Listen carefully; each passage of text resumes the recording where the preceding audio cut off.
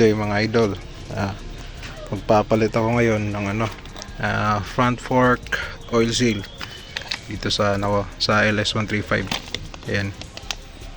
Yan yung ipapalit ko.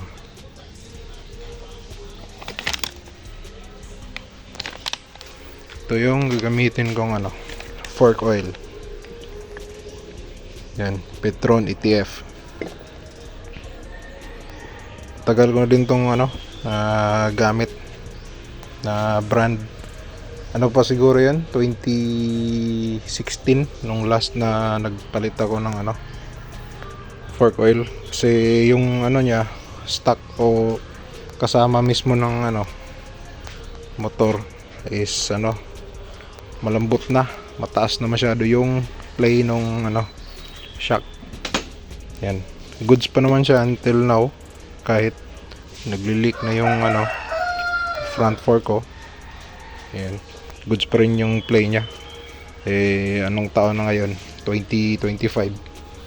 Almost 9 years ko din siyang gamit, tapos goods pa rin yung laro. Yan. Okay, tanggalin ko muna yung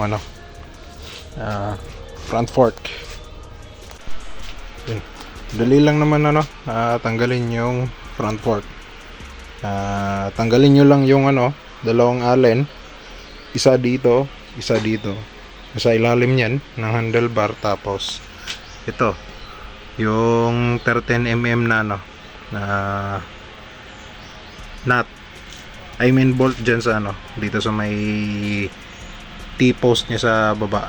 Tapos yung front fender, 4 na tornilyo. Tapos yung front caliper.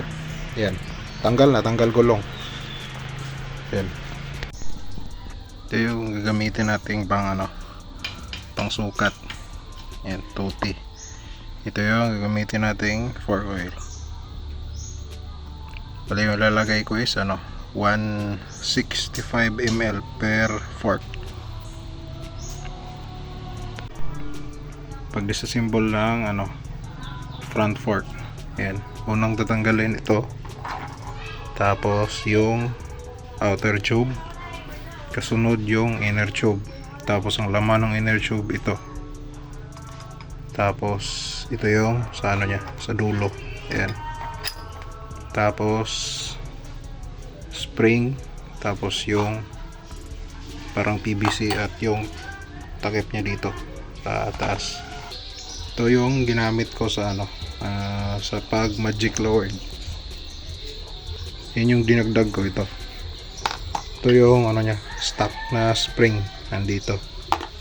Para mag lowered siya o mag magic lowered, dinagdagan ko ng clutch spring. May nagtanong kasi kung ano yung ginamit kong spring sa sa pag magic lowered.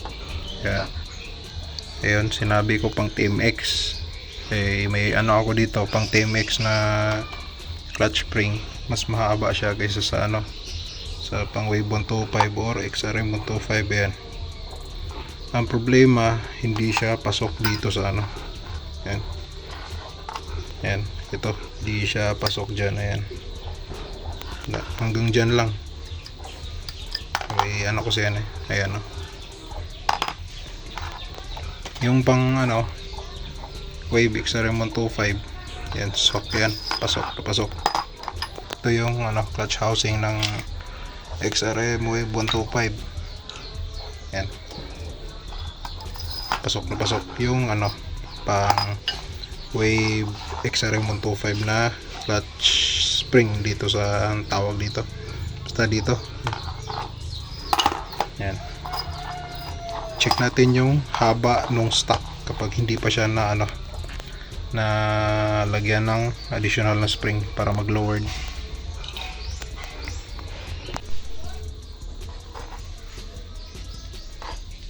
Ito yung stock, wala pa yung stock spring nya. Tapos lagay natin yung spring, check natin kung gaano kahaba.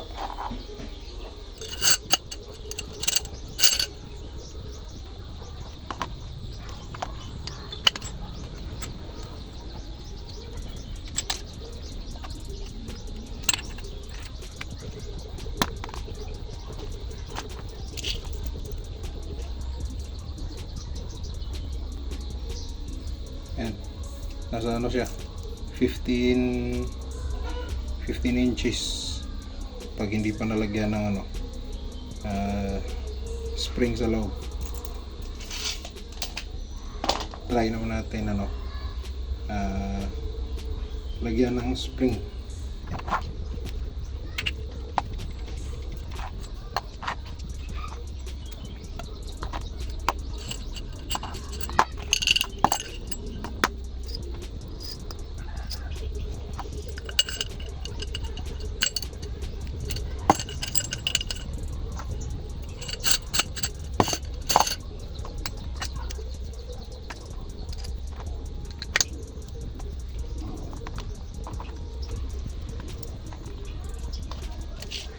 Sukatin natin.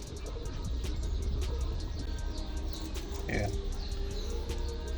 Ito yung nakuhang sukat niya. Almost ano, 14 inches, nasa 305 mm. Yung kanina 15. Isang spring lang yun.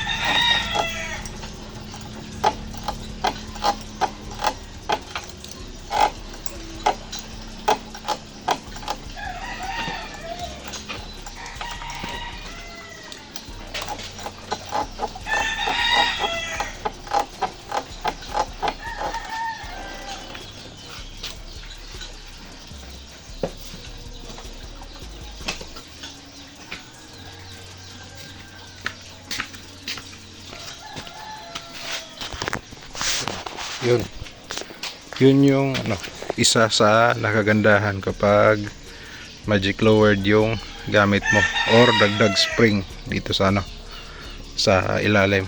Yan, nakita nyo naman siguro kanina nung binaklas ko, yung dinagdag ko is ano, clutch spring ng ano, pang wave 125, XRM 125. Ayan. Tapos sa ano, sa last part nagdagdag ako ng ano, 6202 na bearing. Tinanggal ko lang yung ano niya, yung tawag dito, yung sa labas mismo. Ayun, yung sa gitna lang yung ginamit ko. Ayan, pang dagdag para mag lowered siya ng konti.